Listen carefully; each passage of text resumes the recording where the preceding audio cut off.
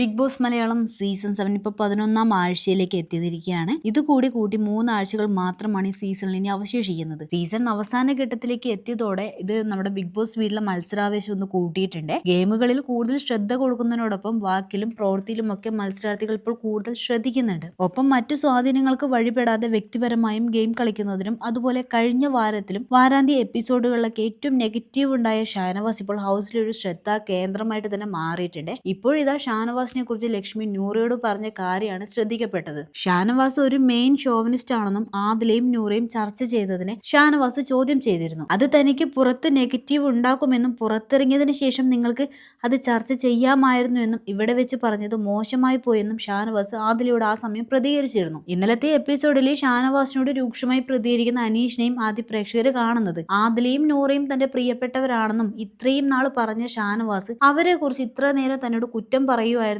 അനീഷിന്റെ ആരോപണം വന്നത്. ഷാനവാസിനെ വിശ്വസിക്കാൻ കൊള്ളില്ലെന്നും ഷാനവാസിനെതിരെ ആദ്യമായി തിരിയുന്നത് താനായിരിക്കുമെന്നും താൻ മുൻപേ പറഞ്ഞിട്ടുണ്ടെന്നും അനീഷ് ഓർമ്മിപ്പിച്ചിരുന്നു. താൻ ഇനി ഷാനവാസിന്റെ മിത്രമല്ലെന്നും അനീഷ് ആ സൗഹൃദം താനും അവസാനിപ്പിച്ചുവെന്നും ഷാനവാസും പറയുന്നുണ്ട്. ഈ സമയം ആദിലയും നൂറയും ലക്ഷ്മിയും ഇത് കേൾക്കുന്നുണ്ടായിരുന്നു. ഷാനവാസിനോട് സംസാരിക്കാൻ ചെന്ന ആദില ഇൻഡിവിജ്വൽ ഗെയിം കളിക്കേണ്ടതിന്റെ പ്രാധാന്യം ഷാനവാസിന്റെ അടുത്ത് പറഞ്ഞു. പുറത്ത് നമുക്കൊക്കെ ഒരു ജീവിതം ഉണ്ടെന്നും ഇവിടെ ഗെയിമിൽ ശ്രദ്ധിക്കാമെന്നും ആദില പറഞ്ഞു. തങ്ങളെ മത്സരാർത്ഥികളെ കണ്ട് മാത്രം നോമിനേറ്റ് ചെയ്യേണ്ടി വരുമ്പോൾ നോമിനേറ്റ് ചെയ്യാമെന്നും അതിലൊന്നും പ്രശ്നമൊന്നും വിചാരിക്കേണ്ടെന്നും നമ്മൾ 3 പേർക്കും ഇടയിലുള്ള ആ ഒരു പ്രശ്നം അക്ബറിന് കൊത്തിപ്പറിക്കാൻ ഇട്ട് കൊടുക്കരുതെന്നും ആദില പറയുന്നുണ്ടായിരുന്നു. അതേസമയം അപ്പുറത്തിരുന്ന് സംസാരിച്ച ലക്ഷ്മി നൂറയോട് പറയുന്നത് ഷാനവാസ് എല്ലാം വൈകാരികമായി എടുക്കുന്ന ആളാണെന്നായിരുന്നു. ഇങ്ങനെയാണെങ്കിൽ ഒരു കോമാളിയെ പോലെ ആയിത്തീരുന്നത് നമ്മൾ കാണേണ്ടി വരും. ഷാനവാസിനെ കുറിച്ച് നൂറയോട് ലക്ഷ്മി പറഞ്ഞത് ഇങ്ങനെയായിരുന്നു.